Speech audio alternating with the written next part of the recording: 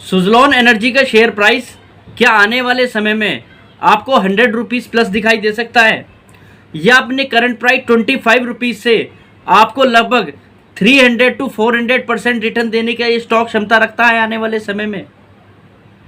क्या power sector की इस रैली में सुज़लोन एनर्जी, जो कि एक इक्विपमेंट मैन्युफैक्चर कंपनी है, क्या ये कंपनी भी इतना बड़ा रिटर्न अब दिखाएगी?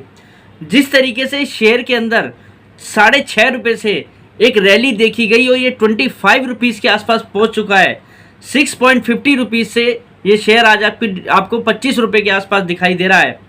क्या ये रैली इसके अंदर बरकरार रहनी चाहिए?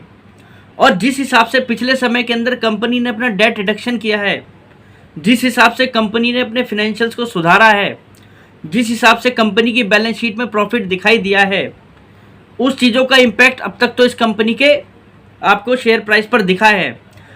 क्या अब जो कंपनी के पास ऑर्डर बुक हैं वो वाकई में ही इस कंपनी के आने वाले समय के फाइनेंशियल्स को सुधार के इस कंपनी को शेयर प्राइस को 100 रुपये के पास ले जाने की क्षमता रखते हैं? अगर आपके मन में वाकई में ही ये सवाल है तो आप आज वीडियो को थोड़ा ध्यान से देख लीजिएगा, क्योंकि इसमें सुज़लोन एनर्जी के पास्ट को रिलेटेड भी लेकर कुछ बातें हैं, सुज़लोन एनर्जी के प्रेजेंट को लेकर भी बातें हैं, साथ ही साथ सुज़लोन के फ्यूचर पर क्या इम्पैक्ट आने वाला है उसकी भी बातें आज मैं आपके साथ करूंगा। तो वीडियो को आप थोड़ा ध्यान से देखिएगा।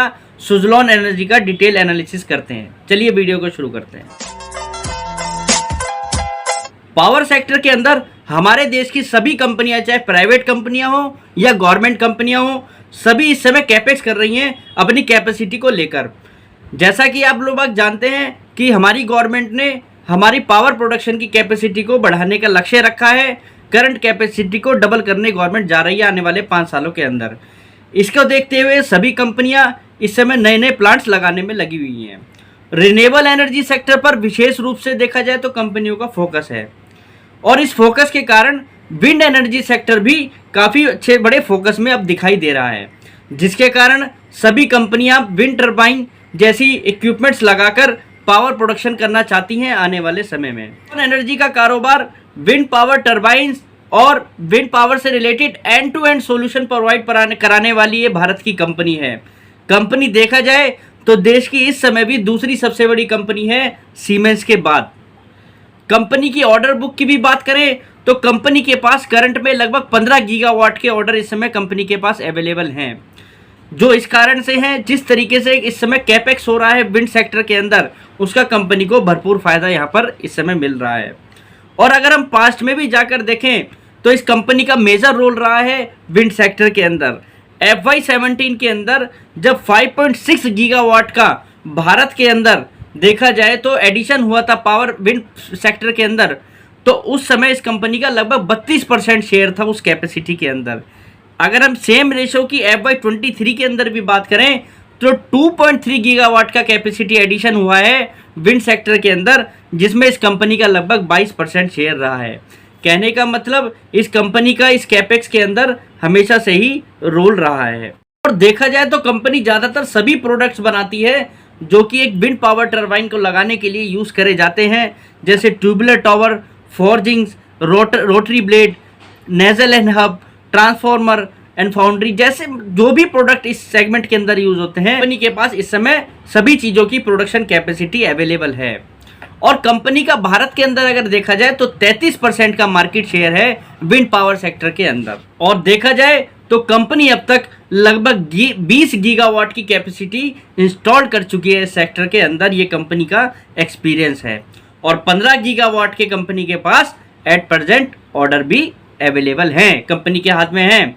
तो इससे ये भी पता लग रहा है कि कंपनी के लिए फ्यूचर में अच्छी विजिबिलिटी दिखाई दे रही है, सेल्स बढ़ाने की कंपनी के पास अच्छा खासा स्कोप यहाँ पर दिखाई दे रहा है।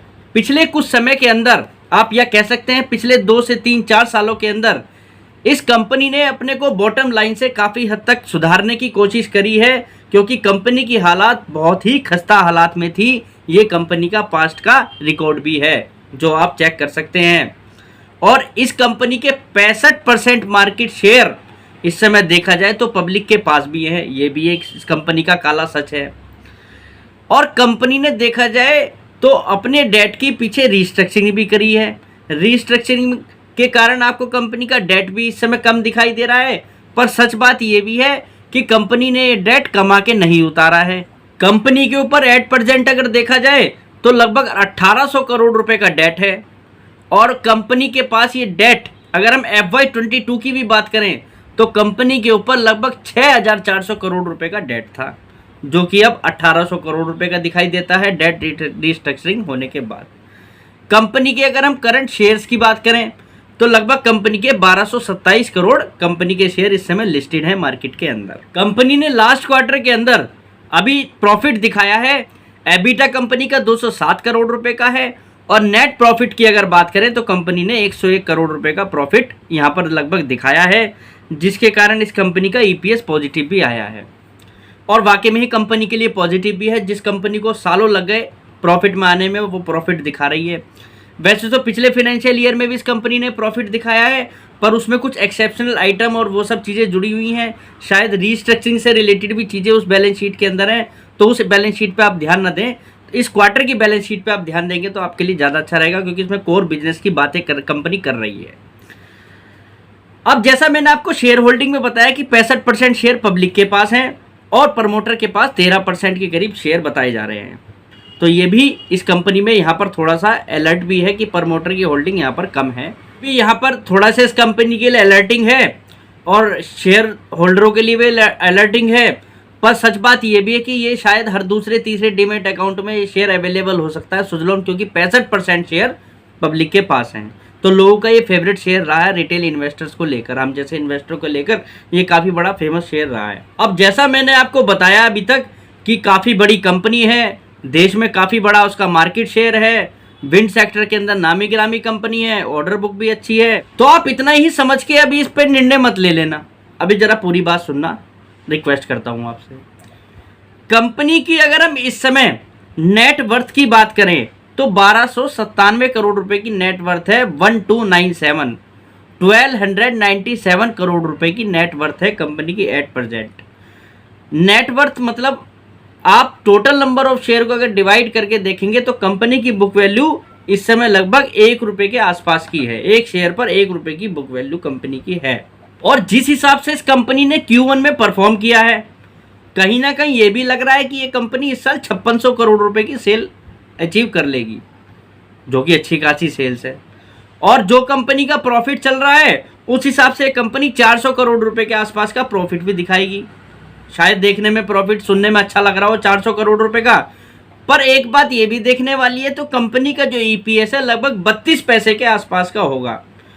नेटवर्थ इस कंपनी की इतनी कम है और उस पर EPS लगभग जो 0.32 रुपए का आ रहा है, उसके कारण इस कंपनी का रिटर्न ऑन इक्विटी तो लगभग 30% के आसपास जाता हुआ दिखाई दे रहा है। रिटर्न ऑन इक्विटी के हिसाब से तो कंपनी बहुत बड़ी अर्निंग दिखा रही है, पर प्रॉफिट के हिसाब से देखा जाए और पर शेयर पर अगर डालकर उसको देखा जाए तो कंपनी कोई बढ़िया प्रॉफिट इस साल भी बनाती हुई नहीं लग रही। एक बात इस कंपनी को लेकर अभी पास्ट में और बढ़िया सुनने को मिली।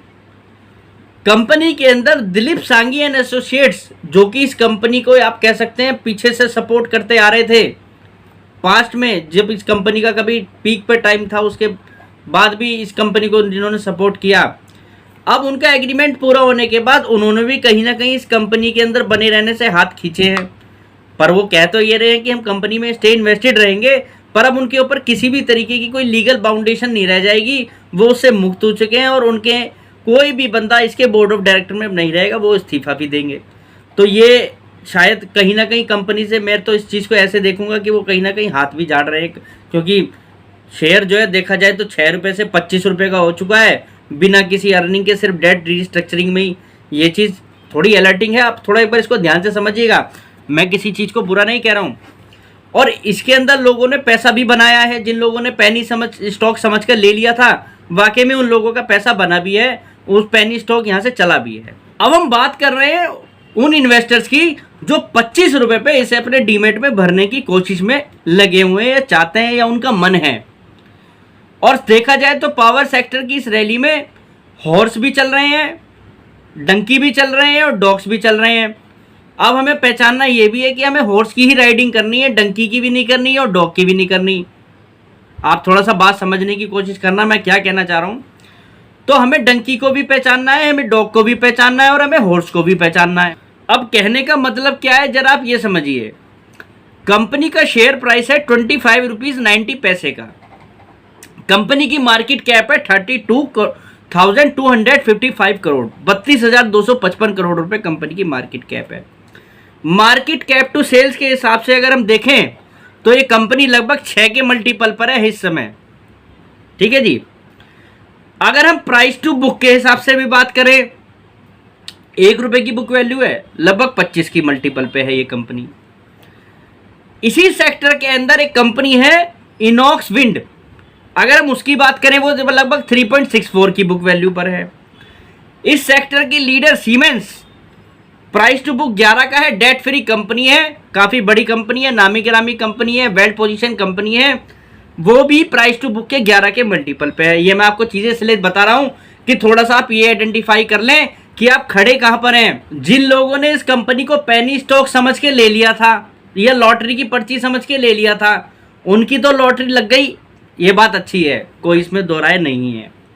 पर इसके अंदर लोगों ने पैसा गंवाया ज़्यादा है, ये भी एक इसके अंदर ट्रुथ है। इस कंपनी के अंदर बहुत लोगों ने पैसा गंवाया है पास्ट में भी, और शायद आगे भी गंवाएं।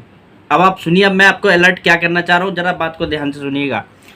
मुझे इस कंपनी को लेकर कतई भी यहाँ पर कोई पॉजिटिव रुख नहीं दिखाई देता पावर सेक्टर की इस रैली में, जबकि हम पावर सेक्टर के अंदर पावर मैन्युफैक्चरिंग कंपनी जो पावर बनाने वाली हैं उनके कैपेक्स को लेकर पॉजिटिव है, पावर सेक्टर को फाइनेंस करने वाली कंपनियों को लेकर पॉजिटिव है, पावर ट्रांसमिशन वाली कंपनी, इवन पीएसयू सेक्टर के अंदर हमने कितनी कंपनियों को कवर अप किया है, सभी कंपनियों के फिनेंशियल फंडामेंटल अगर देखा जाए तो कहीं भी इस तरीके के वैल्यूएशन नहीं दिखाई देंगे आपको किसी भी कंपनी को लेकर।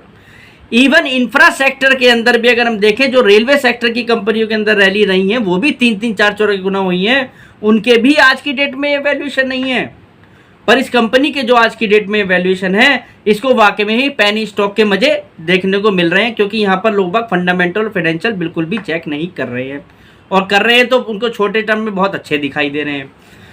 तो हमारे जो इस समय जो सब्सक्राइबर हैं उनको मैं हाथ जोड़कर विनती करता हूं, आप पावर सेक्टर की इस रैली में ऐसी कंपनी से दूर रहने की आप कोशिश करिए। पास्ट में आपने प्रॉफिट कर लिया है तो बुक कर लीजिए, यहाँ से शेयर चल जाए बहुत अच्छा है, चलने दो, आप उससे दूर रहो। ये नहीं पता होगा कि ये कंपनी किस दिन इसके शेयर प्राइस में गिरावट आएगी और आप फंस जाएंगे। और अगर यहाँ पर भी आपका मन करता है इस कंपनी के अंदर शेयर लेके बैठने का, स्टॉप लॉस लगाए बिना इस शेयर को होल्ड मत करना। आप इस शेयर को स्टॉप लॉस लगाए बिना होल्ड मत करना। ये नीचे आएगा, फिर ऊपर जाएगा, और फिर नीचे आएगा, और किसी दिन ऐसा आएगा कि वहाँ से नीचे ही जाता जाएगा, क्योंकि कंपनी के फंडामेंटल में कहीं भी, बार बार कह रहा हूँ कि फंडामेंटल फाइनेंशियल्स कहीं भी कोई बहुत सॉलिड नहीं है अदर कंपनी के मुकाबले।